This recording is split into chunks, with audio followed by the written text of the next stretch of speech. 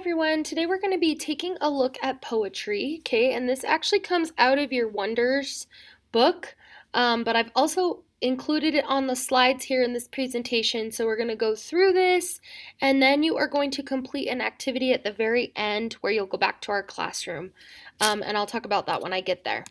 So we're going to be looking at two different pieces of poetry today. One is A Simple Plan, and the other is called Rescue, okay? And they're different, and we're going to look at text evidence and kind of compare the two a little bit. So first thing I'm going to do is I'm going to read to you a simple plan. Please make sure that you follow along while I'm reading to you and pay attention to the words that is part of this poem. All right, so this poem is called A Simple Plan. Each morning when Jack rises, he schemes a simple plot. I think I'll change the world, he says, a little, not a lot. For neighbors, he might mow a lawn before you know he's done it, or lead a soccer match at school and not care which team won it. Some kids would laugh, but Jack would smile and look for more to do. He'd walk your dog or tell a joke or play a song for you. Jack's brother John just didn't see what Jack was all about. John shuddered at Jack's crazy ways, but Jack had not one doubt. Who wants to do another's chores? John asked. What does it mean? I'll change the world. You're wasting time. What changes have you seen? Little brother, Jack explained, I used to think like you. I thought, why bother, and who cares? I see you do that too.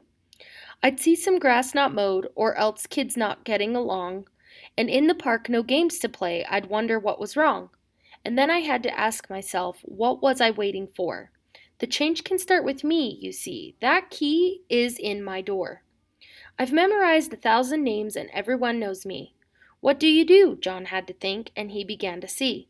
Now each morning when Jack rises, he hears his brother's plan.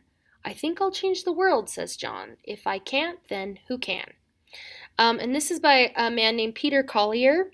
So we're going to take this and the next poem that I'm going to read to you, and we're going to look at comparing them. So this poem is actually called Rescue, and you're going to do the same thing. You're going to follow along while I read it to you. From the time we heard of the spill, a spill, as if someone tipped syrup onto a tablecloth, as if salt was shaken to the floor. My coastal neighbors sailed out, flew to find the sodden seabirds bogged down in waves of oil, a coating so heavy no wing could lift. From my own canoe I glimpse a head, once downy but not drowned. My heart holds hope. Reach, lift, and up. It beats, this bird's heart. I hold the sickened seagull. No, just as one spill can spell disaster, one boat can bring back life. And this is by Elena Ruiz. All right, we're going to look at narrative and free verse poetry. So we're going to talk about both, and then we're going to go back to those poems. So narrative poetry tells a story, has characters and dialogue, and can rhyme. Free verse shares ideas and feelings with no set rhyming pattern or rhythm and has no set line length. So I want to go back to narrative poetry because this is a great example of narrative poetry. So a simple plan. Okay, it's got dialogue between two characters, between two brothers. It's got characters, which are the two brothers, and it does rhyme. Okay, there are parts of it that rhyme. Free verse. Now, they told us that free verse shares ideas and feelings, but doesn't necessarily rhyme, doesn't have a pattern, okay? So rescue. This is a great example of free verse, okay?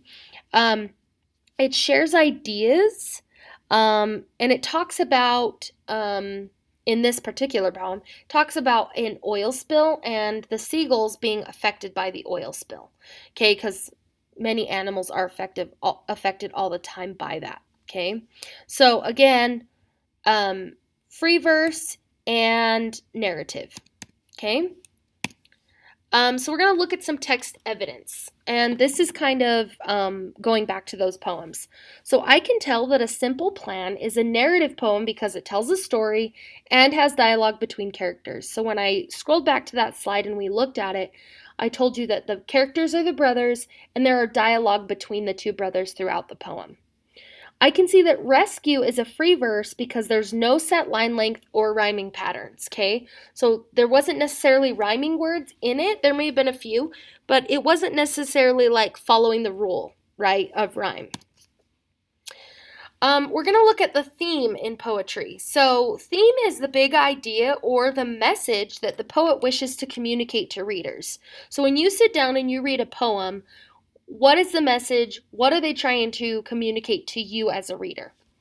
You can look at the speaker and the poet's word choice and use of key details to identify a poem's theme.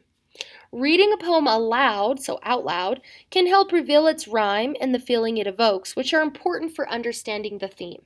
So, when we go back to a simple plan, I read it out loud to you and you listen to it, right? So we can see that as we read, there's rhythm to it, there's rhyming words, right? As you can see here, before they know he's done it, and not care which team won it. Okay, so there's rhyming words there. You can also see that throughout the poem, as the characters are talking, one character is talking about doing service for others, right? So serving other people in the community, helping people, and the other's like, why do you do it? It's not helping you, right? It's not a payoff for you, but internally it's a payoff, right? And then if we go back to here, reading up, it can also talk about the feelings which are evoked if you read aloud. So when we read rescue aloud, the feelings that are evoked, okay? So as I was reading it, I was feeling, maybe you were feeling something different, but I was feeling a little bit down because oil spills affect many animals, and they talked specifically about seagulls in this piece of poetry. Okay, so again, reading it out loud, looking at the speakers and the word choice helps us identify the theme in poetry. All right, repetition and rhyme. We're going to look at both of these. So poets may use repetition or the repeated use of words, so that's just when they repeat a word over and over again. Sounds or phrases for effect. Repeating a word, phrase, or sentence style helps emphasize the meaning. So when they use repetition and they're using repeating words, that helps us to understand what they're trying to, their point, right? What point they're trying to get across.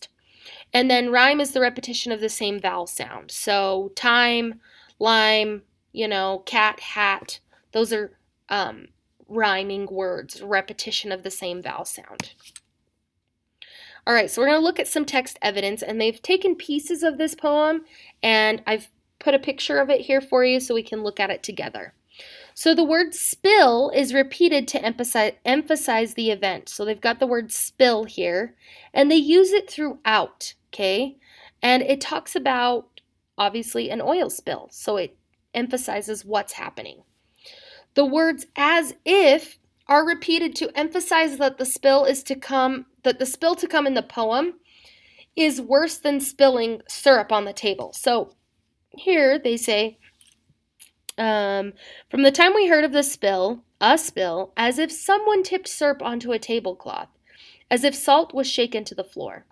Okay, so they're saying that by using the words as if, they're saying it's not as bad, right? It's not like spilled milk. It's not like having salt spill on the tablecloth, right? It's not like that. This is much, much worse. We're also going to look at homographs, and this is going to be related to the activity that you're going to do at the end, which is right after this. So, homographs are words that are spelled the same but have different meanings and may not have the same pronunciation. You can use context clues to help figure out which homograph is correct. So, we're going to look at some text evidence from that first poem that we read and talk about homographs. So, in a simple plan, I see the word park. So, over in this graphic right here, we see the word park. I'd see some grass not mowed or else kids not getting along. And in the park, no games to play. I'd wonder what was wrong. So, park is the word we're focusing on. I know that park can be a verb meaning to place or leave something. So I've put a picture down here. When we park our car, we place it in a spot or we leave it there while we maybe go inside to shop, right? So when we park, that's one definition of the word park. but it can also be a noun meaning land set apart from recreation. So a park, like in your neighborhood, maybe you have a park, or close by your house somewhere you have a park. They're both spelled the same, but they mean different things, right? So the word park, when you park your car, means that you park in a spot, you get out of your car, you go shop, you come back out, right?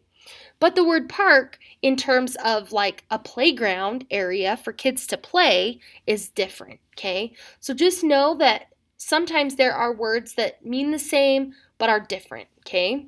And they're spelled the same. They're spelled differently but are pronounced the same.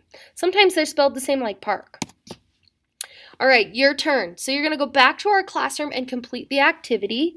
There is a button in Language Arts that you're going to click on and then work through that activity through there. It's really not that bad. It's pretty simple. You're going to work through that. Make sure you hit submit at the very end. That's all I have for you. Have a great day, and if